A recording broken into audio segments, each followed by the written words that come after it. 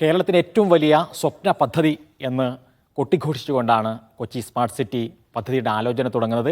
ഇതിൻ്റെ ആലോചന തുടങ്ങി 2 പതിറ്റാണ്ട് ഏകദേശം പിന്നിടുമ്പോൾ എന്താണ് ഇതിന് സംഭവിച്ചത് എന്നുള്ളതാണ് നമ്മൾ നോക്കുന്നത്.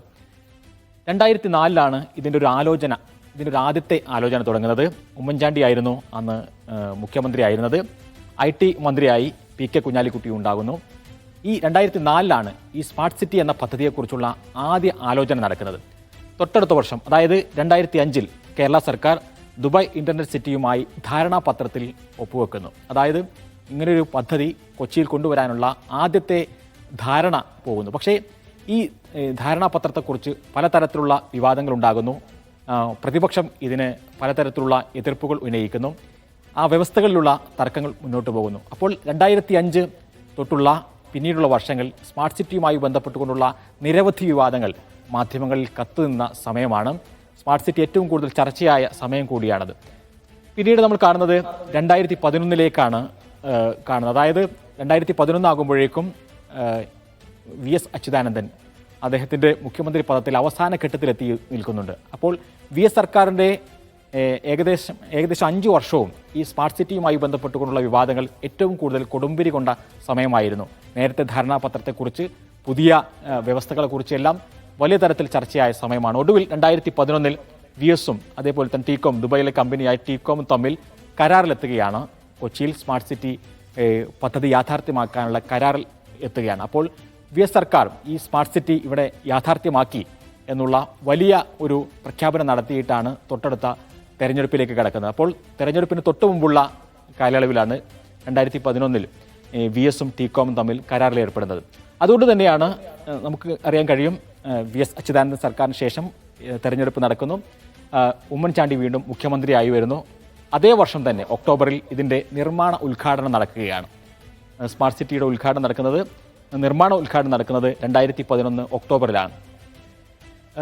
പിന്നീട് 2016 നമ്മൾ നേരത്തെ പറഞ്ഞതുപോലെ തന്നെ ഉമ്മൻചാണ്ടി സർക്കാരിൻ്റെ അവസാന വർഷത്തിലാണ് ഇതിൻ്റെ ഒരു 1ാം ഘട്ട ഉദ്ഘാടനം തെരഞ്ഞെടുപ്പിന് പോകുന്നതിലെ തൊട്ടു മുമ്പുള്ള മാസത്തിലാണ് 2016 ഫെബ്രുവരി 20 സ്മാർട്ട് സിറ്റിയുടെ 1ാം ഘട്ട ഉദ്ഘാടനം നടക്കുന്നത്. അപ്പോൾ 2016 കൂടി പൂർണ്ണമായും ഇത് പ്രവർത്തന സജ്ജമാവുകയാണ് അതിൻ്റെ 1ാം ഘട്ടമെങ്കിലും. അന്നു മുതൽ തന്നെ ഇതിൽ കരാറിൽ പറഞ്ഞിട്ടുള്ള കാര്യങ്ങൾ കൂടുതൽ യാഥാർത്ഥ്യമാവുകയും തൊഴിലവസരങ്ങൾ സൃഷ്ടിക്കപ്പെടുകയും ചെയ്യേണ്ട സമയമായിരുന്നു. എന്തായിരുന്നു ഇതിൻ്റെ കരാറിലുണ്ടായിരുന്നത് എന്ന് കൂടി നമുക്ക് നോക്കാം. കാക്കനാട്ടെ 246 ഏക്കർ ഭൂമിയാണ് ടീകോമിന് കേരള സർക്കാർ കൈമാറുന്നത്. 99 വർഷത്തേക്ക് ലീസിന് കൊടുക്കുന്നു. 1 ഏക്കറിന് ₹1 എന്ന നിലയിൽ. അങ്ങനെ 246 ഏക്കർ ഭൂമിയിൽ എന്താണ് ടീകോം ചെയ്യേണ്ടിയിരുന്നത് എന്ന് നോക്കുകയാണെങ്കിൽ 88 ലക്ഷം ചതുരശ്ര അടി കെട്ടിടം ടീകോം നിർമ്മിക്കണം എന്നുള്ളതായിരുന്നു ഏറ്റവും പ്രധാനപ്പെട്ട കാര്യം.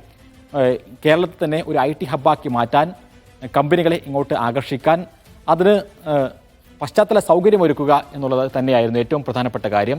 88 ലക്ഷം സ്ക്വയർ ഫീറ്റ് കെട്ടിടം ടീകോം നിർമ്മിക്കണം എന്നുള്ളതായിരുന്നു ഏറ്റവും പ്രധാനപ്പെട്ട കരാറിലുണ്ടായിരുന്നൊരു കാര്യം. അതിൽ തന്നെ 69 ലക്ഷം സ്ക്വയർ ഫീറ്റ് കെട്ടിടം IT മേഖലയ്ക്ക് മാത്രമായി നിർമ്മിക്കണം എന്നുള്ളതായിരുന്നു കരാറിലുണ്ടായിരുന്നത്. പക്ഷേ എന്ത് സംഭവിച്ചു എന്ന് നോക്കാം നമുക്ക്. അതിനുശേഷം ഇപ്പോൾ 2024 എത്തി നിൽക്കുമ്പോഴും 10% പോലും കെട്ടിടം നിർമ്മിച്ചിട്ടില്ല ടീകോം എന്നുള്ളതാണ് ഇതിലേറ്റവും പ്രധാനപ്പെട്ട കാര്യം. അതേപോലെ തന്നെ ഇതിനേക്കാളെല്ലാം ഈ സ്മാർട്ട് സിറ്റി പദ്ധതി 2004 മുതൽ അതിനുശേഷം വലിയ ചർച്ചയാകുന്ന ഘട്ടത്തിലെല്ലാം തന്നെ ഏറ്റവും കൂടുതൽ വാഗ്ദാനം നൽകപ്പെട്ടിരുന്ന കാര്യം 90,000 നേരിട്ടുള്ള തൊഴിലവസരങ്ങൾ ഈ സ്മാർട്ട് സിറ്റി സൃഷ്ടിക്കും എന്നുള്ളതായിരുന്നു. കേരളത്തിൻ്റെ IT ഹബ്ബ്, അതേപോലെ തന്നെ നമ്മൾ ദുബായിലേക്കോ അല്ലെങ്കിൽ സിലിക്കൺ വാലിയിലേക്കോ ഒന്നും പോകേണ്ടതില്ല, കേരളം തന്നെ മറ്റൊരു സിലിക്കൺ വാലി ആകുന്നു എന്നെല്ലാമുള്ള വലിയ പ്രഖ്യാപനങ്ങൾ നടത്തി 90,000 പുതിയ തൊഴിലവസരങ്ങൾ സൃഷ്ടിക്കും എന്നുള്ളതായിരുന്നു സ്മാർട്ട് സിറ്റിയുടെ ഏറ്റവും വലിയ വാഗ്ദാനം.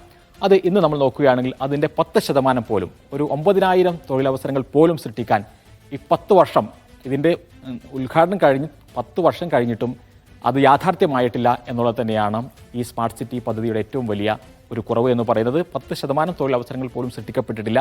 ഇപ്പോൾ ഏറ്റവും ഒടുവിൽ ടീകോം ഈ പദ്ധതിയിൽ നിന്ന് പിന്മാറുകയാണ്. ഇനി എന്താണ് സംഭവിക്കുക? ടീകോമിന് പകരം മറ്റൊരു കമ്പനിയെ ഇതിൻ്റെ നടത്തിപ്പിന് വേണ്ടി ഏൽപ്പിക്കുമോ, അതല്ല കേരള സർക്കാർ തന്നെ പൂർണ്ണമായും ഇത് ഏറ്റെടുക്കുമോ എന്നതെല്ലാം നമ്മുടെ ഈ സ്വപ്ന പദ്ധതിയുടെ ഭാവിയെക്കുറിച്ചുള്ള ആലോചനകളിൽ ഏറ്റവും പ്രസക്തമാണ്.